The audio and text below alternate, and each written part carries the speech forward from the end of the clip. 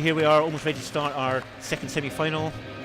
Richard KRUSE of Great Britain on the left, and T04 of France on our right. And again, as we're saying, two big guys. I don't want to sort of labour the point, but I think it is worth mentioning just in case you think that they're all sort of an average size, but in fact, no, they're all big.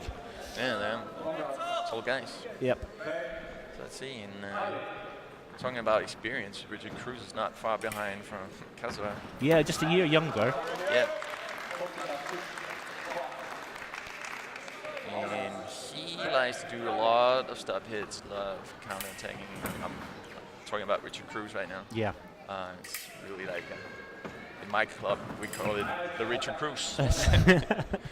Yeah. Now, the blocking counter-attack where he hits and then blocks out, drops his hand, I think he and his coach Janek described that as a Romanian. A Romanian action? I think so, yes. Okay. It might be. I might need to check that, but I'm fairly sure that that's right. So report there from LEFORT to level it at 1-1.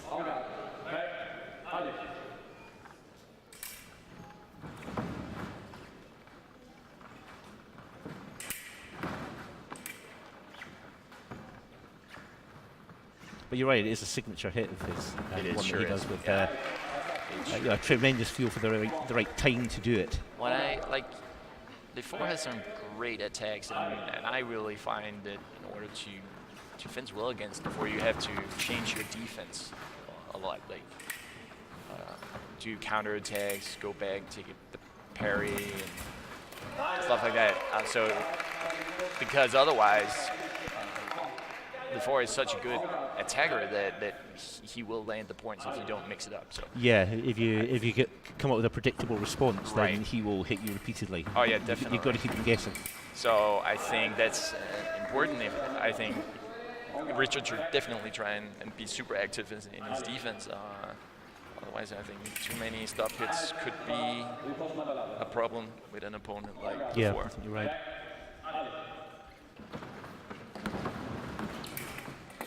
Oh, beautiful parry post. So I'm very calm, picking the target as LEFORT goes past. Right. And defensive action is still good, even though that they pass each other. Defensive action is he's still allowed to land the point, even though LEFORT might run past him. Yep, as long as he starts that action before the fencer passes.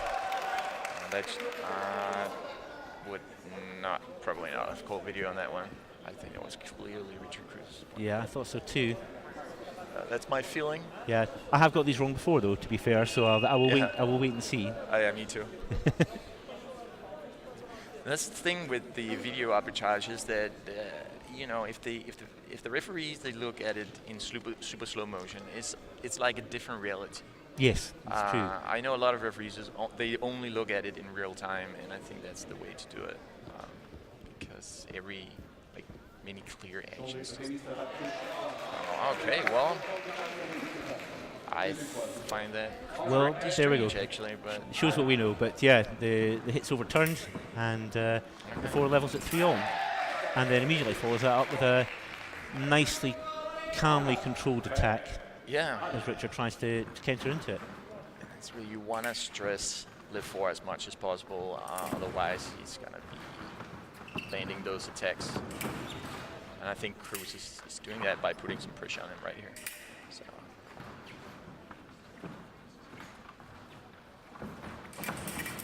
There's a counter repost off target.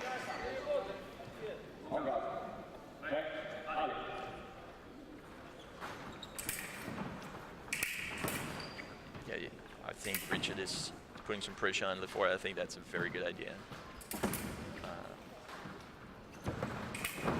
Even if just to force, not necessarily to actually score with the attack, but to force LEFORT to start making his attack from a different position and give him a little less control of it. Because once he allows LEFORT to build a bit of head of steam and push him back down the piste, then you want to keep LEFORT occupied. Otherwise, you know, if you he's so dangerous when he gets to prepare really slowly like this, a little bit like Kasura before. You really want to put some pressure on LEFORT, otherwise he's going to attack.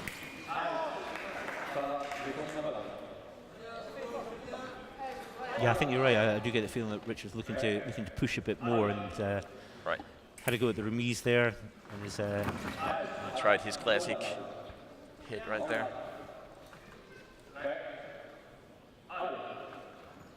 Well, the floor is all going to have to be about timing, because he's not going to outreach him, which is an advantage that he has against a lot of opponents. Yeah, that's true. Yeah, you can't do that with LEFORT. Scene. Oh, beautiful. Great change of direction by Richard KRUSE. Yep. He made it look like he was going back and maybe go for his signature touch, but then close the distance instead. So that was a good second intention right there. And that's what you got to do against LEFORT. You got to break the distance sometimes, go back sometimes, then go on the offense. Just keep his mind busy.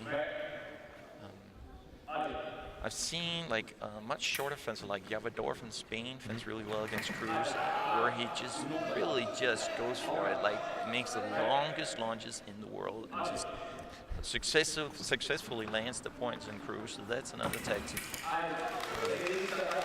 It's nice to see Richard just more on the offensive, because sometimes he can just really stick to a very defensive kind of fencing, but I think he's not bad at attacking. So just seeing KRUSE being more of the offensive is actually certainly when he first started, he attacked a lot, and then I'd say probably maybe half a dozen years ago, somebody else as a long-term watcher of his fencing, he settled into a kind of very defensive mode all the time. But I've noticed in the last probably the last 3 years or so, he's been much more willing to go on the attack more often, which I think brings a balance to his game and an extra level of threat. Exactly, and he made a beautiful, getting him up to 7-6. That was a beautiful attack.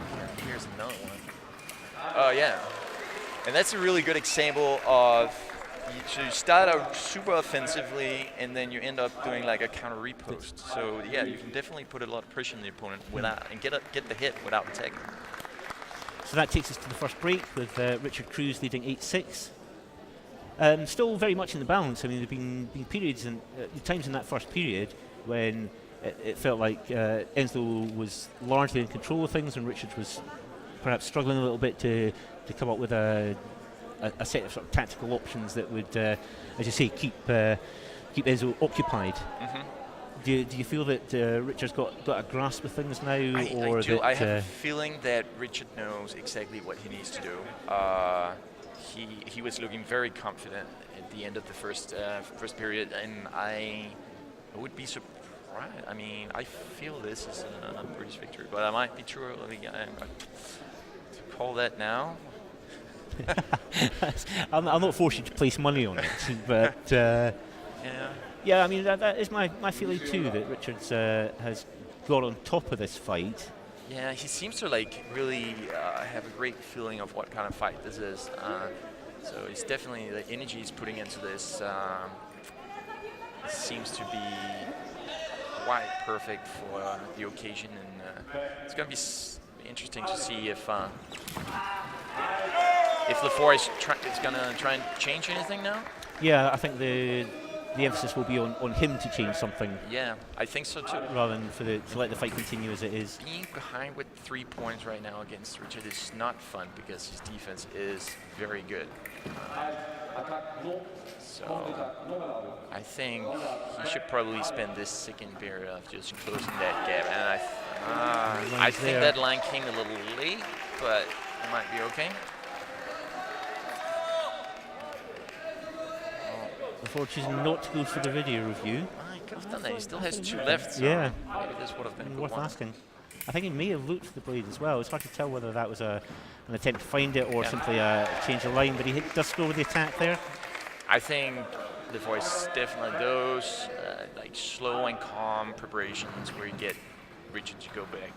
That's probably what's going to be a successful tactic, and maybe like some short attacks with counter repost and just what he did right there. So Richard took the blade, and the repost was a little big, and before I had the time to kind of close the distance, so Richard couldn't land the repost. Let's see. think if he stays calm like that, he has a good chance. But then, but again, beautiful counter attack by Richard. yeah, it's almost like a sort of sixth sense. You feel he's not quite ready. If I go now with my counter attack, he won't land. Yeah. Oh, that's pretty good. Yeah. Nice hit from the floor, keeping himself in this. Yeah, he definitely is, and I think he's. I think this approach is could be very successful for LEFORT. Yeah, I understand his frustration. That could have been a beautiful point. It was off target, and that's the thing. Like Richard is so good at making counterattacks with a block. It's very effective, and there's probably no one who does it as well as he does. Oh my God! And then, yeah, and then once like he must think that Richard has a force field around him right now, or something like that. Again, one like that where you think, well, before I think, I'm sure I must have hit there. I'm sure I must have done. I'm sure I've done everything right. Oh, there we go. What a beautiful I've got to the right distance. Yeah. And yet the other guy's lights up. Yeah. But this fight is not over yet. I mean, before really, he has the skills to come back from a 310. I'm sure he can still make this very interesting.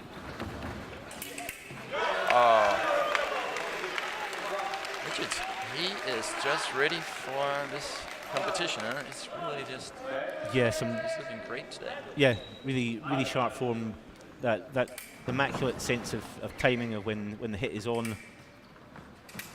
I think almost most importantly, knowing when the other guy. Oh, parry repost.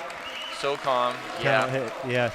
Of course, LEFORT is going for video now. I mean, he has to. Yeah, nothing to lose by asking. No, and he has one left, and of course, if you're gonna use one now. But that definitely, it was like a parry 8, I think. Yeah, I don't think there was much doubt really, but you've got to ask the question. Yeah. And they have to take the mask on every time. Beautiful. So Richard is in the final against KRUSE. Yeah, now these guys have been fencing each other for forever. I mean, they came up through juniors together. So, yeah, exactly. You know, I mean, good to see how often they